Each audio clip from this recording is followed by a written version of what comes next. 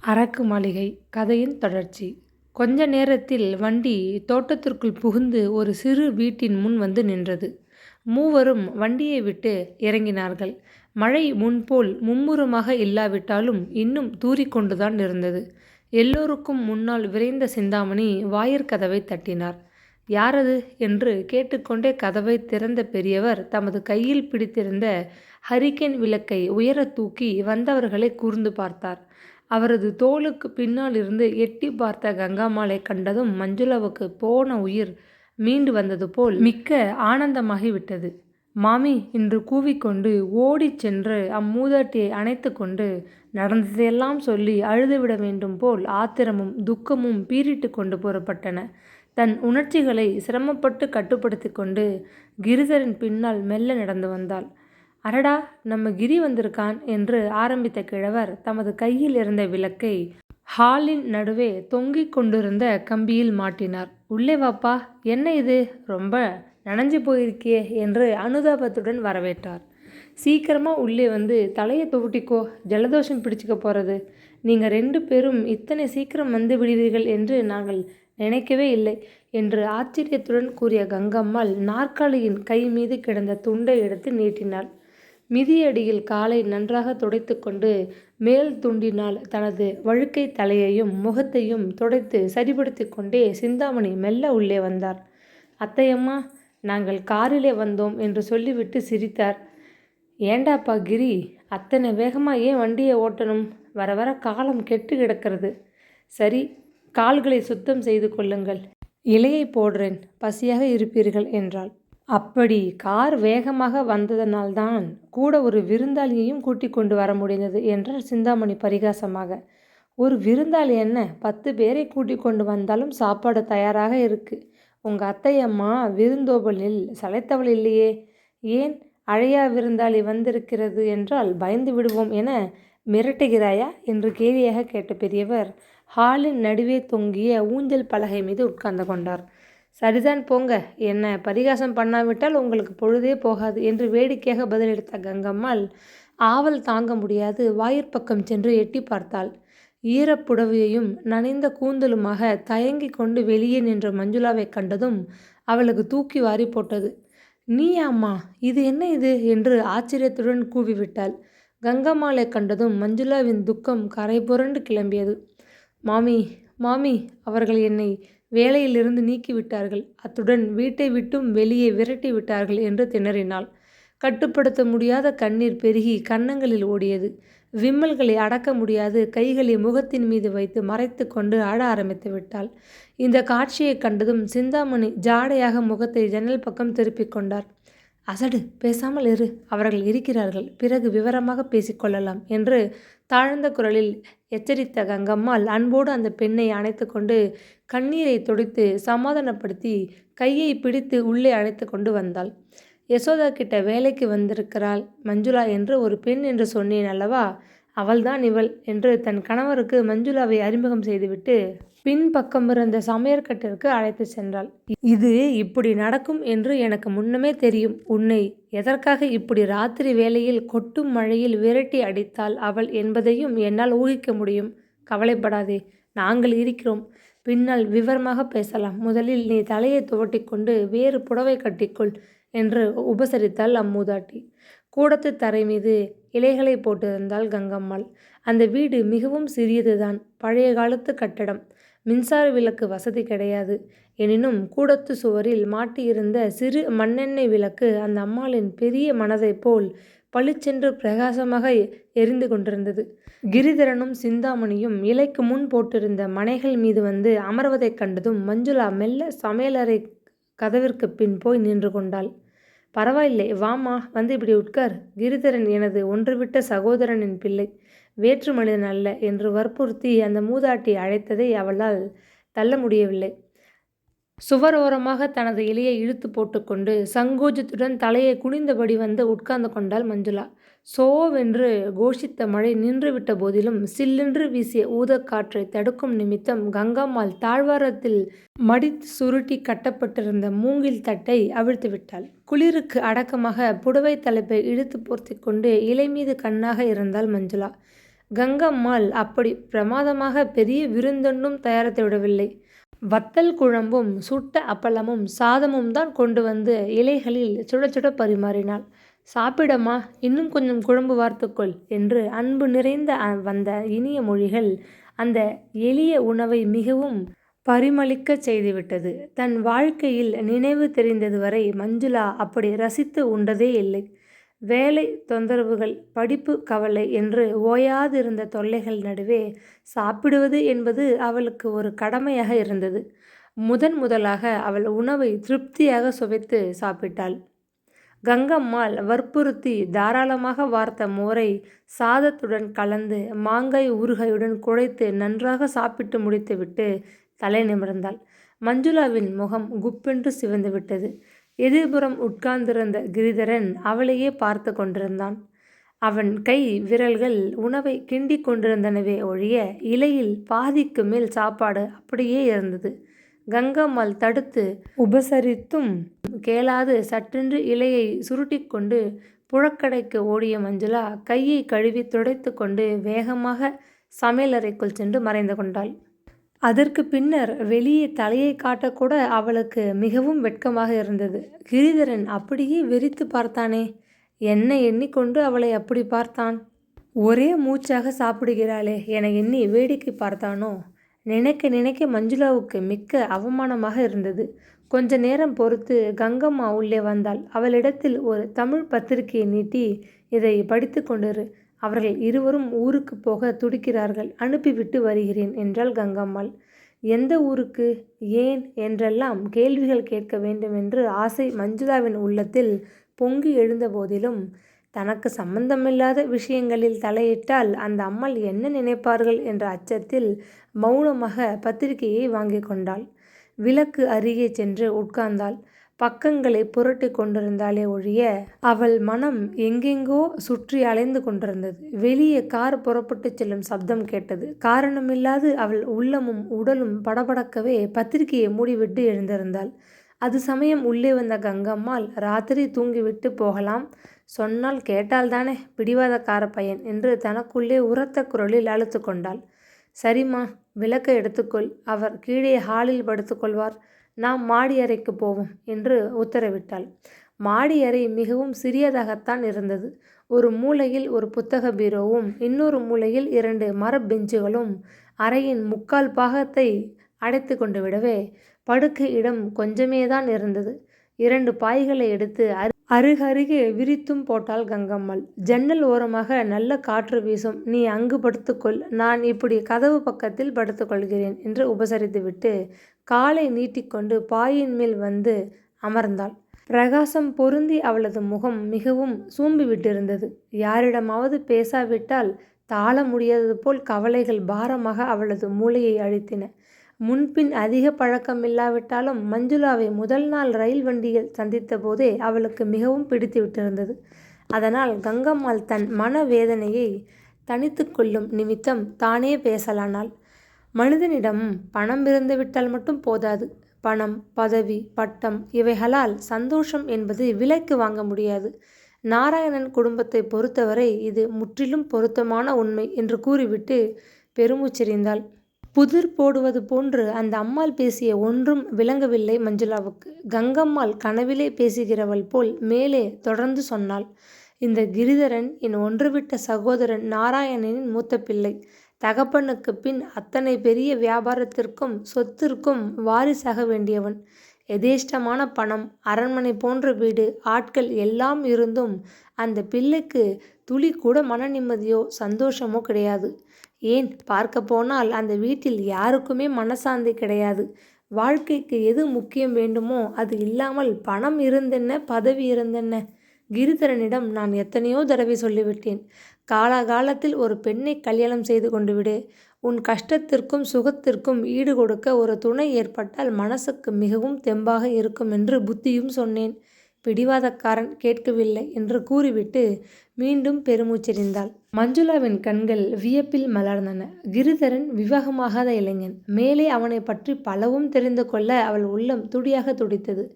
என் மதனி உயிரோடு இருந்திருந்தால் இத்தனை நாள் தன் பிள்ளைக்கு ஒரு வழி செய்திருப்பாள். நாராயணனுக்கு வந்து வாய்த்திருக்கிற இளையாளுக்கு பணம்தான் பிரதானம். அவள் அடிக்கிற வேப்பிலையில் மயங்கி மனிதன் தன் பிள்ளைக்கு பெரிய இடமாக வரட்டும் என்று காத்து கிடக்கிறார். அப்பாவுக்கு பெரிய மனிதன் சம்பந்தம் வேண்டும் என்ற நினைப்பு, பிள்ளைக்கோ கல்யாணமே வேண்டாம் என்ற வெறுப்பு. இதன் இடையே வருஷங்கள் பாட்டில் தானே ஓடிக்கொண்டிருக்கின்றன. வயதும் ஏறிக்கொண்டு போகிறது. கிரிதரன் மனம் எனக்கு நன்றாக தெரியும். ஏழை பெண்ணாக இருந்தாலும், அதிகம் படிக்காதிருந்தாலும், அழகில்லாவிட்டாலும் குடித்தன பாங்கான பெண்ணாக இருந்தால் போதும். அவனுக்கு வாழ்க்கையில் திருப்தியும் ஆனந்தமும் ஏற்படும். ஆனால் அவன் சித்தி போடுகிற திட்டப்படி பணக்கார வீட்டு நாகரிக பெண் ஏதாவது வந்து மனைவியாக வாய்த்துவிட்டால் அப்புறம் கடவுள்தான் அந்த குடும்பத்தை காப்பாற்ற வேண்டும். அடடா, நான் என்னவோ பிதற்றிக்கொண்டு இருக்கிறேன். உனக்கு இருக்கும் கவலைகள் போதாது என்று எங்கள் குடும்பத்து கவலைகளையும் உன் தலையில் போடுகிறேன் என்று பரிகாசமாக கூறிவிட்டு கங்கம்மாள் விளக்கை அணைத்தாள். தூங்கம்மா, நேரமாகிவிட்டது. நாளைக்கு மற்றவர்களை பேசிக்கொள்ளலாம் என்று சொல்லிவிட்டு படுத்து கொண்டாள். ஜன்னல் வழியாக மெல்லிய பூங்காற்று வீசிக்கொண்டிருந்தது. மழை நன்றாக விட்டு வானத்து கருமை நீங்கிவிட்டதனால் விண்மீன்கள் பளிச்சென்று ஒளி வீசிக்கொண்டிருந்தன. கங்கம்மாள் தன் மனச்சுமையை இறக்கிவிட்டதனால் நிம்மதியாக குரட்டை விட்டு கொண்டு சில வினாடிகளில் நித்ராதேவி வசமாகிவிட்டாள். மஞ்சுளாவுக்கு மட்டும் நித்திரை வரவில்லை. எத்தனையோ பெரிய மனிதர்கள் தம் வீட்டு மருமகனாக வரிக்க காத்து கொண்டிருக்கும் செல்வ சீமான் மகன் கிரிதரனை எண்ணி அவளது உள்ளம் சிந்தனை உலகில் வளைய வந்து கொண்டிருந்தது. இதென்ன பைத்தியக்காரத்தனம் என்று தன்னை தானே கடிந்து கொண்டு கண்களை வலிய மூடிக்கொண்டாள். ஆனால் தூக்கம் வந்தால்தானே. காதல் என்பது ஒரு வகை பைத்தியம் என்பதை அந்த பேதை பெண் உணர்ந்து கொள்ளவே இல்லை போலும். பிரதிபலன் எதையும் கருதாது பிறருக்கு உதவி செய்வதில் பேரின்பம் காணும் மனிதர்கள் உலகில் இருப்பதால்தான் பரோபகாரி என்ற வார்த்தை அகராதியில் இடம் பெற்றுள்ளது என்றால் மிக இல்லை. ஸ்ரீமதி கங்கம்மாள் அந்த அபூர்வமான பிரகிருதிகளில் ஒருத்தி. தாம்பத்திய வாழ்க்கையை தொடங்கிய புதிதில் ஸ்ரீமான் சுந்தரேசன் மனைவியின் விசித்திரமான மனப்போக்கு புரியவில்லை, பிடிக்கவில்லை. ஊரார் வீட்டு தொல்லைகளை தலையில் சுமந்து கொண்டு பிறருடைய அந்தரங்கங்களில் தலையிட்டு குழப்பம் செய்கிறாள் என அநேக முறை மனத்தாங்கல் கொண்டிருக்கிறார். அதற்காக மனைவியை கடுமையாக கண்டித்திருக்கிறார், தடுத்தும் இருக்கிறார். ஆனால் பெயரை போன்று கங்கம்மாளின் உள்ளத்திலே பிறர் பொருட்டு பொங்கி எழுந்த கருணை பிரவாகத்தை அவரால் கட்டுப்படுத்தவே முடியவில்லை. பிறருக்கு உதவ வேண்டும் என்று துடித்த அவளது ஆசையையும் அணைக்க முடியவில்லை.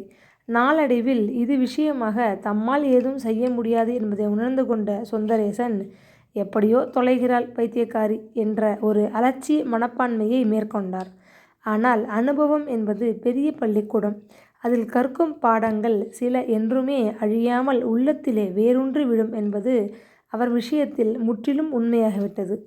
45 வருஷ தாம்பத்திய வாழ்க்கையில் அவர் அடைந்திருந்த பல அனுபவங்கள் அவரது உள்ளத்து பண்பை வெகுவாக உயர்த்தி விட்டிருந்தன. பிறரது துன்பங்களை தமதாக ஏற்று உதவி புரிவதில் ஏற்படும் இன்பத்திற்கு ஈடு உலகில் ஏதும் இல்லை என்றவரை மனம் வெகுவாக மாறிவிட்டிருந்தது. ஆகவே கங்கம்மாள் கோஷ்டியில் கணவரும் சேர்ந்து கொண்டு விட்டார்.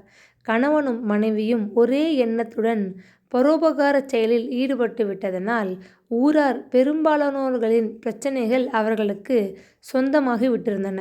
கோடி வீட்டு கோபாலன் பெண் பிரசவத்துக்கு வந்திருக்கிறாள். பாவம், கோபாலன் மனைவிக்கு உதவிக்கு யாரும் இல்லை என்று கேள்விப்பட்டதும் உடனே கங்கம்மாள் அங்கே விரைந்து விடுவாள். கோபாலனுக்கு பேரனோ பேத்தியோ பிறந்து குழந்தையுடன் அவர் பெண் ஊருக்கு திரும்பும் வரை அவர்கள் வீட்டு தொல்லைகள் அனைத்தையும் தங்களுடையதாக பாவித்து கொள்வார்கள். இந்த விசித்திர தம்பதிகள் எதிர் வீட்டு ஏகாம்பரத்தின் மனைவி சினிமாவுக்கு புறப்பட வேண்டுமென்றால் சிறிதும் கவலை கிடையாது. குழந்தைகளை பத்திரமாக பார்த்து கொள்ள யாருமில்லையே என அவள் தவிக்க வேண்டாம். மாமி, சரோஜாவும் ரவியும் உங்களிடம்தான் இருப்போம் என பிடிவாதம் செய்கிறார்கள். கொஞ்சம் விட்டுவிட்டு போகிறேன், பார்த்து கொள்ளுங்கள் என்று சிறிது முகஸ்துதி செய்துவிட்டு தன் குழந்தைகளை அங்கு விட்டு விரைந்து விடுவாள்.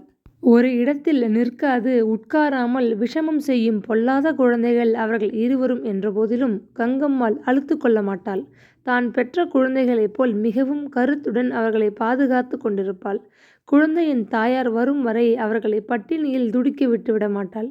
மறுநாள் மோருக்காக வாங்கி வைத்திருக்கும் பாலை காய்ச்சி சாதத்துடன் கலந்து குழந்தைகள் இருவரையும் பக்கத்தில் உட்கார வைத்து கொண்டு அவர்கள் பசி தீர அன்புடன் அள்ளி பாலும் சோறும் ஊட்டி மகிழ்வாள். மனைவிக்கும் ஒரு படி மேலாக அந்த விஷம சிறுவர்களை சுந்தரேசன் கொண்டாடுவார்.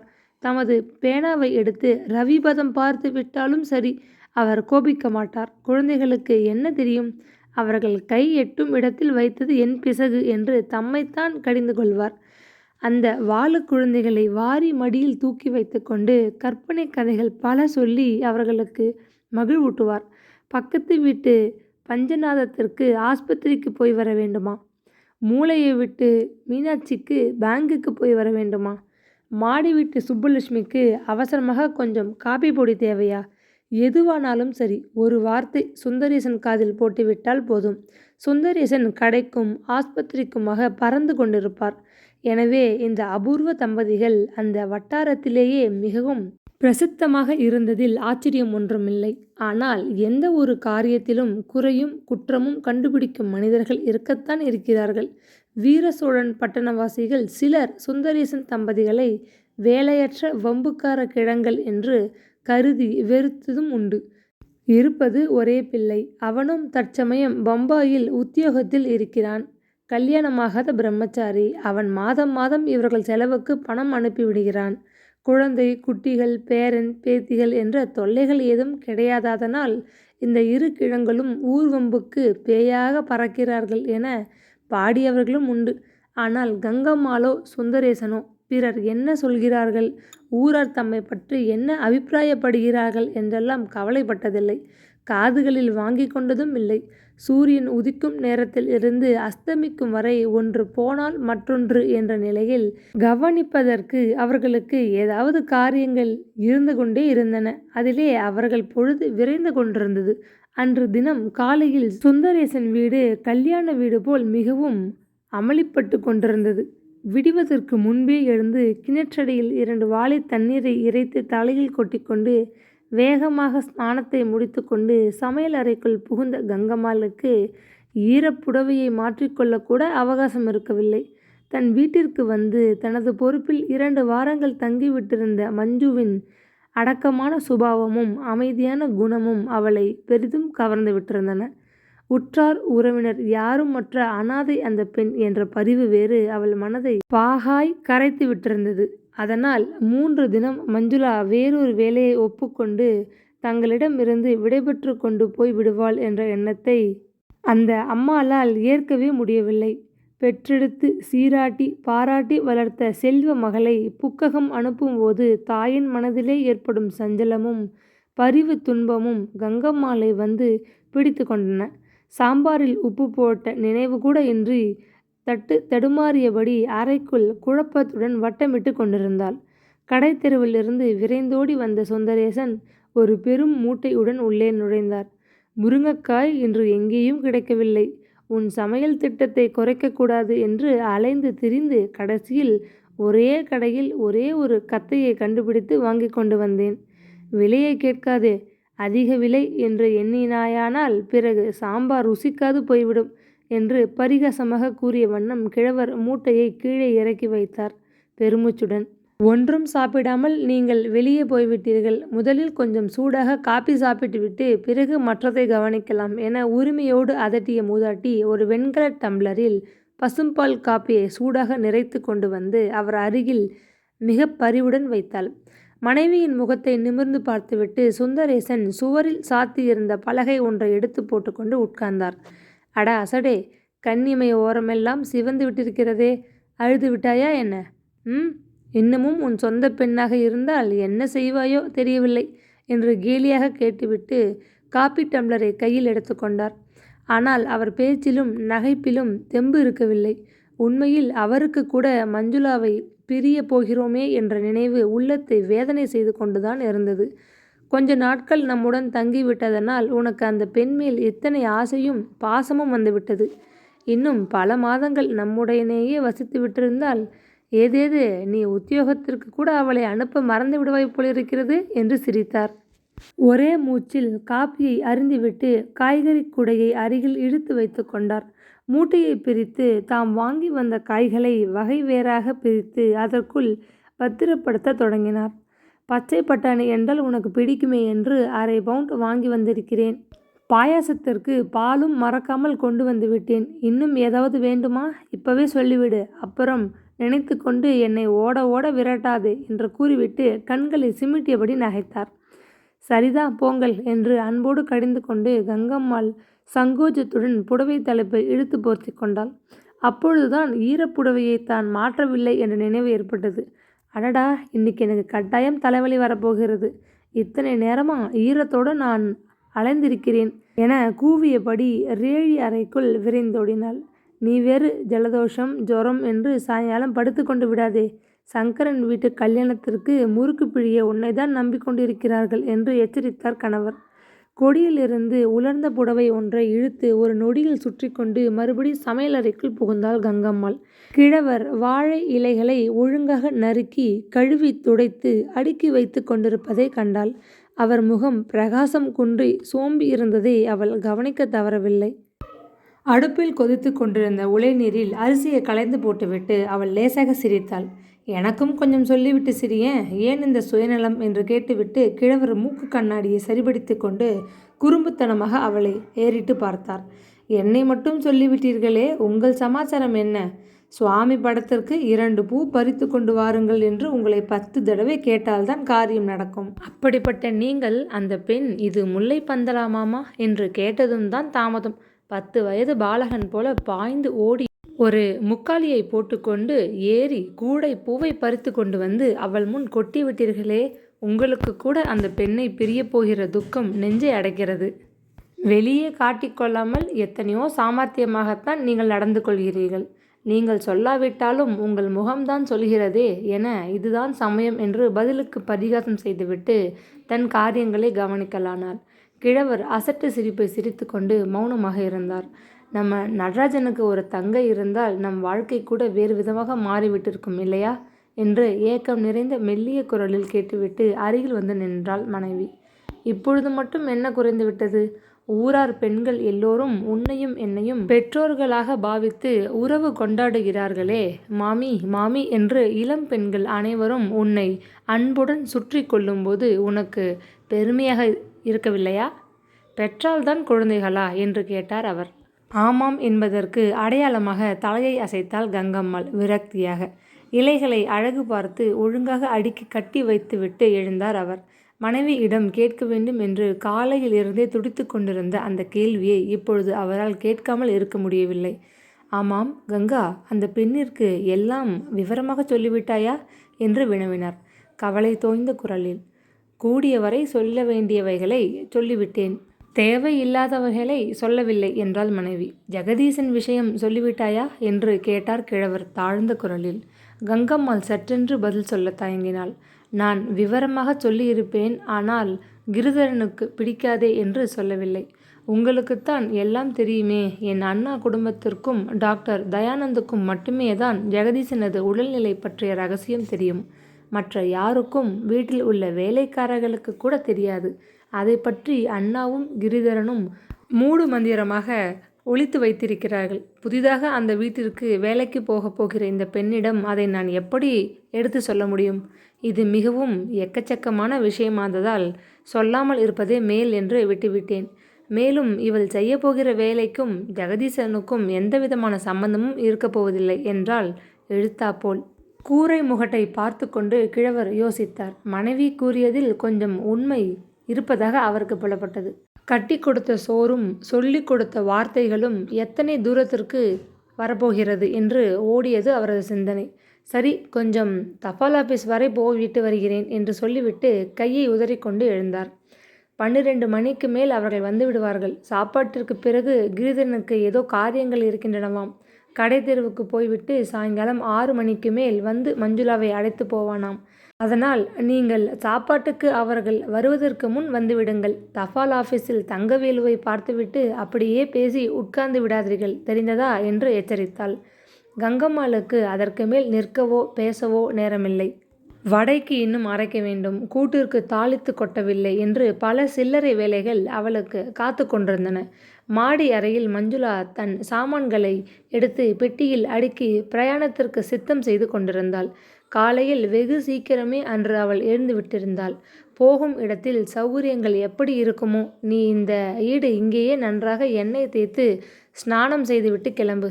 வேலைக்கு அமர்ந்துவிட்டால் குளிக்கவும் சாப்பிடவும் எங்கே பொழுதிருக்கப் போகிறது என்று அன்போடு பரிந்து கூறிய கங்கம்மாள் வெந்நீர் அடுப்பை மூட்டி தண்ணீரை காய வைத்து எண்ணெய் ஸ்நானம் செய்யும்படி அவளை வெகுவாக உபசரித்தாள். ஸ்நானத்திற்கு பிறகு தலையை துவட்டிக்கொண்டு கூந்தலை அள்ளி முடித்து கொண்டு கங்கம்மாளுக்கு உதவி செய்ய சமையலறைக்குள் வந்தாள் அவள். ஆனால் அந்த அம்மாள் அவளை ஏதும் செய்ய விடவில்லை. நீ போய் முதலில் உன் காரியங்களை கவனி, ஈரத்தலையை காய வைத்துக்கொள். வேலைக்கு போன இடத்தில் ஜுரம் தலைவலி என்று படுக்க முடியாது. நாளையிலிருந்து உனக்கு அந்த வீட்டில் ஏகப்பட்ட காரியங்கள் இருக்கும். அதனால் இன்று ஒரு நாளாவது இங்கே சற்று ஓய்வாக இருந்துவிட்டு போ. ஏன் உன் உடம்பை இப்பொழுது அலட்டிக்கொள்ள வேணும் என்று அன்போடு அதட்டி விரட்டிவிட்டாள். எனவே மஞ்சுளா அன்று காலை முழுவதும் மாடி அறையிலேயே தங்கியிருக்க வேண்டி வந்துவிட்டது. பெட்டியை பூட்டி சாவியை இடையில் செருகிக் கொண்டு ஈரக்கூந்தலை அவிழ்த்து விட்டு கொண்டு மாடியின் திறந்த வெளியில் வந்து வெயிலில் நின்றாள். கூந்தலை ஆற்றியபடி எதிரே தெரிந்த நீண்ட சாலையில் கண்களை ஓடவிட்ட வண்ணம் சிந்தனை உலகிலே புகுந்து விட்டாள். முதல் நாள் இரவு வெகுநேரம் வரை அவள் தூங்கவே இல்லை. படுக்கப் போகும் முன் நீண்ட நேரம் கங்கம்மாள் அவளிடம் பேசிக்கொண்டிருந்தாள். மறுநாளைக்கு அவள் ஒரு புதிய உத்தியோகத்தில் அமர்வதற்கு புறப்பட வேண்டும். வேலைக்கு போகும் இடத்தில் எப்படி நடந்து கொள்ள வேண்டும், யாரிடம் எப்படி பேச வேண்டும் என்றெல்லாம் அந்த மூதாட்டி விவரமாக எடுத்து சொல்லிவிட்டு தான் தூங்கப் போனாள். ஆனால் மஞ்சுளாவுக்கு தான் புதிய உத்தியோகத்தை எண்ணி எண்ணி அதற்கு பிறகு தூக்கமே வரவில்லை. தேவி பவனத்தை விட்டு வெளியேறி கங்கம்மாளிடம் வந்து அடைக்கலமான சில தினங்களில் தனக்கு ஒரு வேலை மீண்டும் கிடைத்துவிடும் என்று அவள் நினைக்கவே இல்லை. அதுவும் அவள் மனதை ஒரே பார்வையால் கவர்ந்துவிட்டு ஓடி மறைந்து விட்டிருந்த அந்த வாலிபனது வீட்டிலேயே உத்தியோகம் என்றால் நம்பக்கூடிய விஷயமா என்ன? சேச்சே, இது ஒரு இன்பமான கதை போல் இருக்கிறது என்று எண்ணி கண்களை அடிக்கடி விழித்து தன்னை கிள்ளி பார்த்து கொண்டு படுக்கையில் புரண்ட வண்ணம் இருந்தாள். எண்ணெய் ஸ்நானம் அவள் களைப்பை இன்னும் தூண்டிவிடவே வெயிலில் வெகுநேரம் அவளால் நிற்க முடியவில்லை. அயர்வு தாங்காது அறைக்குள் வந்து சாய்வு நாற்காலி மீது சாய்ந்து கொண்டு கண்களை மூடிக்கொண்டாள். தூக்கம் என்றோ விழித்து கொண்டிருக்கும் நிலை என்றோ அதை சொல்ல முடியாது. நினைவு கனவு இரண்டும் கலந்த ஒரு மயக்கத்திலேயே அவள் தன் நினைவின்றி கற்பனை உலகத்திலே வட்டமிட்டு கொண்டிருந்தாள். கங்கம்மாள் வீட்டில் அவளை கொண்டு வந்து விட்ட பின் உடனே அன்று இரவே புறப்பட்டு சென்றுவிட்ட கிரிதரனை அதற்கு பிறகு அவள் பல தினங்கள் பார்க்கவே இல்லை. சுமார் 5 தினங்களுக்கு முன்பு ஒரு நாள் காலை அவள் தோட்டத்து கிணற்றடியில் பாத்திரங்களை துலக்கிக் கொண்டிருந்தாள். சரி, மற்றவையை பிறகு பேசிக்கொள்வோம் என்று யாரோ பேசுவது கேட்டு திடுக்கிட்டு திரும்பி பார்த்தாள். சாப்பிட்டு விட்டு கையை கழுவ தோட்டத்திற்குள் வந்திருந்தான் கிரிதரன். அவளை கண்டு அவனும் திடுக்கிட்டு போல் ஒரு கணம் செயலற்று நின்று விட்டான். மஞ்சுளா தலையை குனிந்து கொண்டாள். அவளது நெஞ்சும் மார்பும் படபடத்தன. மேனி முழுவதும் ஒருவித பரவசத்தில் பதறியது. வரும்பொழுதெல்லாம் நீ காலில் சக்கரம் கட்டி கொண்டு வருகிறாய், கொஞ்சம் தங்கி இளைப்பாரி விட்டு போகக்கூடாதா என்று புழக்கடை தாழ்வாரத்திலிருந்து ஒலித்த கங்கம்மாளின் குரலை கேட்டதும் கிரிதரன் அந்த அம்மாளிடம் ஏதோ சம்பாஷித்து கொண்டிருக்கிறான் என ஊகித்து கொண்டாள். ஆனால் அவள் தலையை நிமிர்ந்து அவர்கள் இருந்த திக்கை கூட பார்க்க துணியவில்லை. பாத்திரங்களை கழுவி சமையலறையில் சேர்த்துவிட்டு கையை துடைத்து கொண்டு மெல்ல ஹால் பக்கம் வந்து எட்டி பார்த்தாள். அதற்குள் கிரிதரன் கார் புறப்பட்டு சென்று விட்டிருந்தது. ஏனோ அன்றைய தினம் இந்த ஏமாற்றத்தை அவளால் தாழ முடியவில்லை.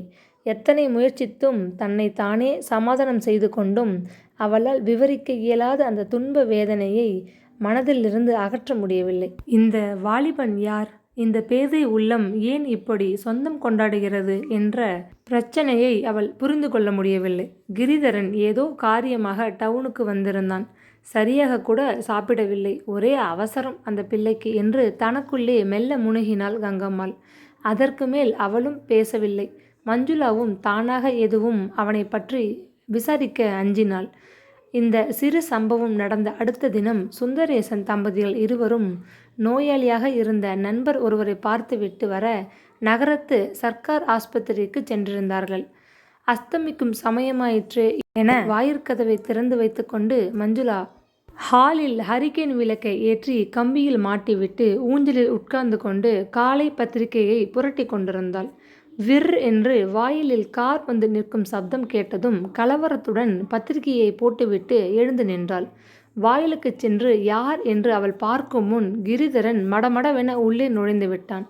நேருக்கு நேர் அவனை கண்டதும் ஏற்பட்ட சங்கோஜத்தில் சட்டென அவளுக்கு பேச முடியவில்லை. வியப்புடன் அவளை ஒரு முறை ஏற இறங்க கவனித்த அவனும் பேச முற்படவில்லை. அத்தை அத்தை என்று கூவி அழைத்து கொண்டு உரிமையுடன் உள்ளே சென்றான். வீட்டில் என்னை தவிர யாரும் இல்லை, அவர்கள் இருவரும் வெளியே சென்றிருக்கிறார்கள் என சொல்ல தைரியமின்றி பேசாத பொம்மையாகி நின்று கொண்டிருந்தாள் அவள். சமையலறை, தோட்டம் எங்கும் பரபரப்போடு தேடிவிட்டு ஹாலுக்குள் மீண்டும் வந்தான் கிரிதரன். சுவரின் பக்கம் பார்த்தபடி நின்று கொண்டு அத்தை எங்கே, அத்திம்பேரு கூட இல்லையா என்று கேட்டான். ஆஸ்பத்திரி வரை போயிருக்கார்கள், வரும் நேரம்தான், உட்காருங்கள் என்று கூறிவிட்டு ஒரே ஓட்டமாக கூடத்திற்கு சென்று மறைந்து கொண்டாள் மஞ்சுளா. இந்த ஒரு சிறு சம்பாஷணையின் இன்பத்தை தாழ முடியாதது போல் அவள் இருதயம் வேகமாக துடிக்கத் தொடங்கிவிட்டது. மேலே என்ன செய்வது, வழியச் சென்று பேசினாலும் நன்றாக இராதே, பேசாது ஒளிந்து கொண்டாலும் மரியாதை இல்லையே என எண்ணி குழம்பியபடி நெற்றி மீது துளிர்த்த வியர்வையை புடைவை தலைப்பால் துடைத்து கொண்டு நின்றாள். ஆனால் நல்ல வேளையாக அவள் கவலையை தீர்ப்பவர்கள் போல் சுந்தரேசன் தம்பதிகள் அது சமயம் வீடு திரும்பி விட்டார்கள். அடடா, உனக்கு ஆயுசு 100, இப்போதான் உன்னை பற்றி பேசிக்கொண்டே வருகிறோம், நீயும் இங்கே வந்திருக்கிறாய் என்று குதூகலமாக கூறியபடி அவனை வரவேற்று உபசரித்தார் சுந்தரேசன். இரவு போஜனத்திற்கு பிறகு கிரிதரன் விடைபெற்று கொண்டு புறப்பட்டு விட்டான். ஆனால் அன்று படுக்க போகும் முன்தான் முதலாக கங்கம்மாள் சில தினங்களாக தனது அண்ணன் மகனுடன் கலந்து ஆலோசித்து வந்த அந்த விஷயத்தை மெல்ல அவிழ்த்தாள். குமஸ்தா உத்தியோகம் இல்லாமல் வேறு ஏதாவது நல்ல வேலை கிடைத்தால் ஒப்புக்கொள்வாயாமா என்று மெல்ல பேச்சை துவங்கினாள் அந்த அம்மாள். வேலை என்றதும் படுக்க தலையை சாய்த்த மஞ்சுளா துள்ளி எழுந்து உட்கார்ந்து விட்டாள். கஞ்சி வரதப்பா என்றால் எங்கே வரதப்பா என்று குதித்தவன் கதையாக அவள் வேலை என்ற வார்த்தையை காதில் பட்டதும் அதை கெட்டியாக பிடித்து கொள்ள காத்திருந்தாள்.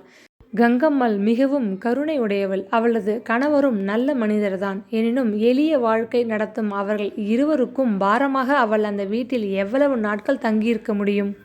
ஏதாவது ஒரு உத்தியோகம் கிடைக்காதா என்று அவள் சில நாட்களாக உள்ளூர வருந்தி கொண்டிருந்தாள். பத்திரிகையில் கண்ட சில விளம்பரங்களுக்கு விண்ணப்பம் எழுதியும் போட்டிருந்தாள். ஆனால் ஒன்றிலிருந்தும் அன்று வரை பதில் காணவில்லை. ஏன் அப்படி கேட்கிறீங்கள் மாமி? நான் இருக்கும் நிலைமையில் எனக்கு எங்கேயாவது மரியாதையான இடத்தில் வீடு கூட்டும் வேலை கிடைத்தால் கூட போதுமே. மானத்தோடு வாழ என் சரீரத்தை உழைத்து போட நான் தயங்க மாட்டேன். கலாசாலை படிப்பு, பட்டம், வீண் கௌரவம் எல்லாவற்றையும் நான் மூட்டை கட்டி தூர வைத்து விட்டேன். யசோதா அம்மாள் வீட்டில் சமையல்காரியாக வேலை செய்தேனே. தொழிலில் இது உயர்ந்தது, இது தாழ்ந்தது என்று எடை போட்டு பார்த்து கொண்டா அங்கே போனேன் என்று படபடவென்று பேசினாள். சப்ஸ்கிரைப் பண்ணாமல் வீடியோ பார்க்குறவங்க ப்ளீஸ் சப்ஸ்கிரைப் பண்ணிவிட்டு பாருங்கள். தேங்க்யூ.